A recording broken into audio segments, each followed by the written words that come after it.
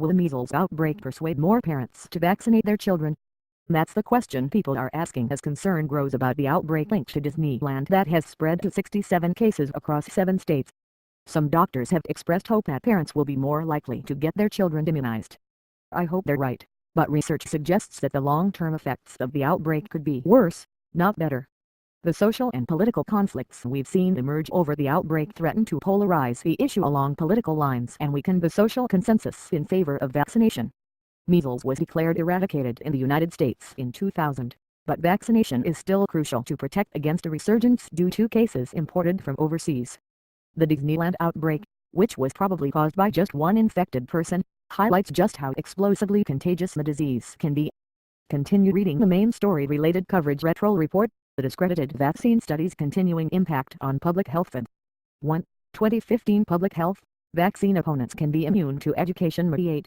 2014 Dr. Eric Ball of Orange County, California, said he tries to persuade parents to vaccinate their children. Vaccine critics turned defensive over measles January 30, 2015. Despite the anxiety that some parents are feeling after the outbreak, it's not clear that even such a vivid reminder of a vaccine-preventable disease will change many people's minds given the resistance we continued to see from hesitant parents. In a previous study, my co-authors and I found that a series of messages used by public health officials to convey the dangers of measles, mumps and rubella had no effect on parents' intention to vaccinate. Even events as high-profile as the massacre at Sandy Hook Elementary School tend to have only a brief effect on public opinion toward the issue in question, as was observed in Washington state, where the recent pertussis outbreak did not change vaccination rates. Moreover, the outbreak has fueled a backlash against the anti-vaccine movement that is likely to be counterproductive. Dr. James Cherry, an infectious disease specialist at UCLA, for instance, labeled parents of unvaccinated children selfish and dumb, while a Los Angeles Times columnist, Michael Popsik, called for treating the anti-vaccination crowd as public enemies. If we've learned anything in politics over the last few decades, it's that this kind of language is likely to be polarizing, driving people away rather than persuading them. What's even more dangerous is politicizing the debate over vaccines. Comments by Governor Chris Christie of New Jersey calling for balance in the vaccine debate after President Obama said Americans should get your kids vaccinated could have a similarly perverse effect, turning a public health issue into a matter of partisan allegiance. The extensive coverage we've seen of the Disneyland outbreak could also confuse parents by exaggerating the size of the anti-vaccination movement and the prevalence of unvaccinated children. I share the concern of many public health officials about rising vaccine exemption levels in some states, patterns of school and community-level clustering and widespread misinformation about the safety of vaccines. High levels of vaccination are needed to maintain herd immunity.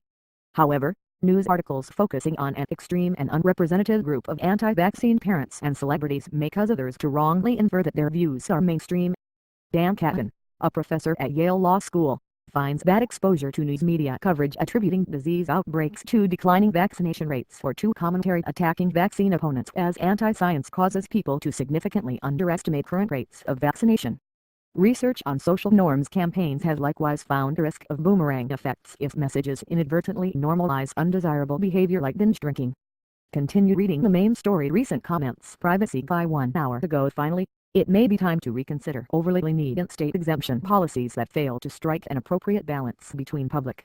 Matt 1 hour ago. When a person has made up their mind, they ignore information that's in conflict with their beliefs. We need only refer to the percentage.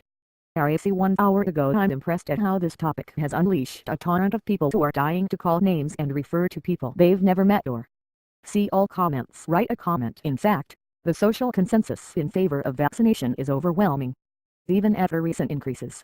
For instance, only 3% of kindergartners in California had an exemption from vaccination. The evidence suggests we should strengthen and reinforce this norm, not create an uproar that calls it into question. Continue reading the main story. 136 comments. The more proven approach is to work in a more targeted fashion to help healthcare providers identify at-risk patients and communicate with them more effectively. Likewise, we could support community, business, educational and health groups in areas at greater risk of outbreaks and help them promote the importance of vaccination within their communities. Trusted friends and neighbors can be more effective advocates than government health agencies. Finally, it may be time to reconsider overly lenient state exemption policies that fail to strike an appropriate balance between public health and personal autonomy. The Disneyland outbreak may not change most people's minds about vaccines, but if it causes policymakers to re-evaluate the status quo, This episode might do some good after all.